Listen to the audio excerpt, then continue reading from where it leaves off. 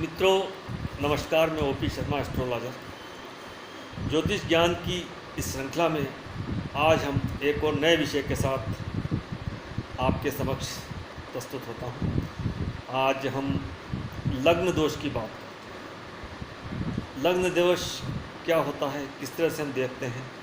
लग्न हमारे स्वयं का व्यक्तित्व होता है और उसका जो स्वामी होता है वह लग्नेश होता है, और वो किस तरह से लग्न दोष बनता है।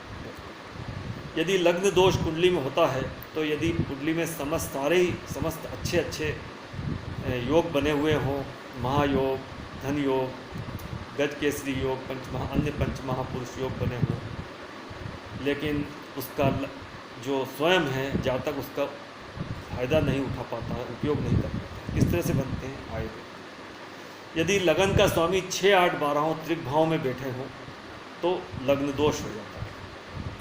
यदि लगन का स्वामी यदि कम डिग्री का हो, 0 से 2 या 2-3 डिग्री का हो, या राशि के अंत में 28, 29 या 0 डिग्री का हो, तो भी लग्न दोष बनता है।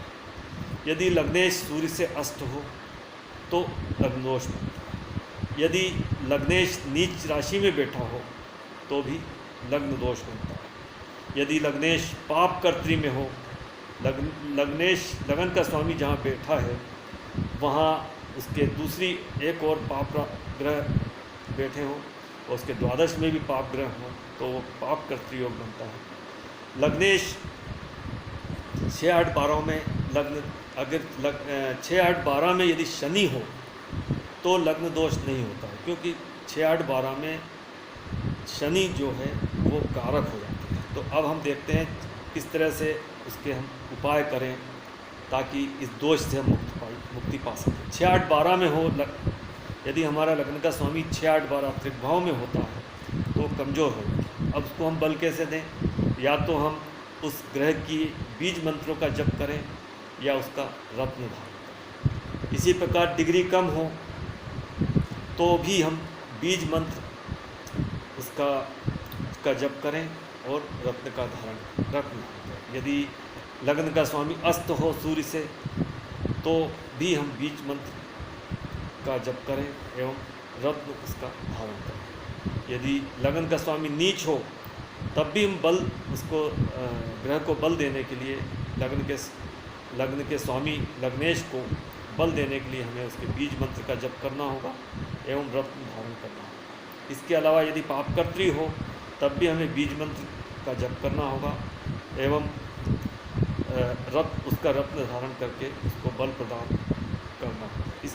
इससे हमें लग्न का स्वामी जो है वो बली हो जाएगा और हमें पुनः जो कुंडली के अन्य योग है वो सब का हमको फ़ायदा मिलना शुरू हो जाएगा।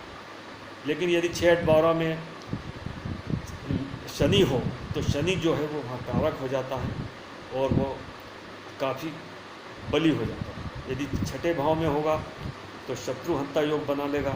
यदि 8वें भाव में होगा तो दीर्घायु योग बनाता, और यदि 12वें में भी होगा तो वहाँ से वो धन भाव को दृष्टि देकर लग्न को मजबूत कर लेगा, धन की स्थिति अच्छी कर लेगा। इस तरह से हमारे द्वारा ये जो दोष है उसके बारे में चर्चा की गई।